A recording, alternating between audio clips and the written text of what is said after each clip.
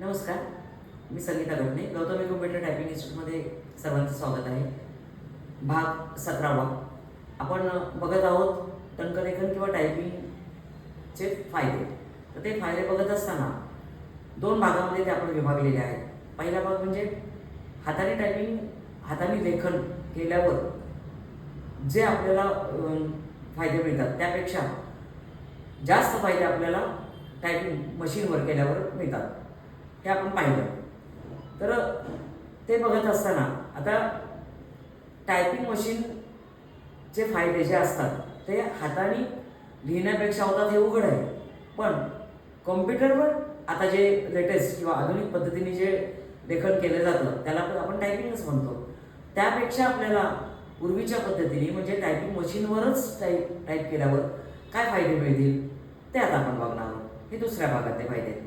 तर कॉम्प्युटरवर लेखन किंवा कॉम्प्युटरवर टायपिंग करण्यापेक्षा मशीन टायपिंगवर टायपिंग करत असताना आपल्याला जे फायदे मिळतात त्यातला सगळ्यात महत्त्वाचा आणि सगळ्यात सर्वांना पटलेला, ज्यांनी मशीनवरही टायपिंग केलं आहे आणि ज्यांनी कॉम्प्युटरवरही केलं आहे त्यांना तो जाणवलेला फायदा आहे, तो म्हणजे ॲक्युरेसी.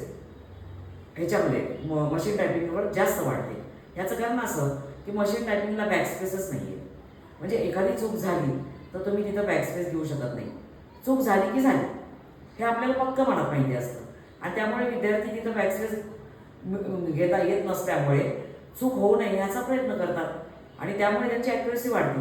या विरुद्ध जर तुम्ही कॉम्प्युटरवर बसलात तर एक हात मुलांचा स्टँडवर आणि एक हात सारखा बॅकस्पेसवर चालतो. ती सुविधा आहे, त्यामुळे चुका कमी होतात. पण तुमच्या हातांना बॅकस्पेसची सवय लागते आणि प्रत्येक बॅकस्पेसला 1 सेकंद याप्रमाणे तुम्हाला वेळ पण लागतो.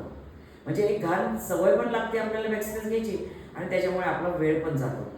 म्हणजे ॲक्युरेसी ही मशीन टायपिंगमध्ये जास्त जपली जाते. हा मशीन टायपिंगचा सगळ्यात महत्त्वाचा फायदा समजला जातो. धन्यवाद.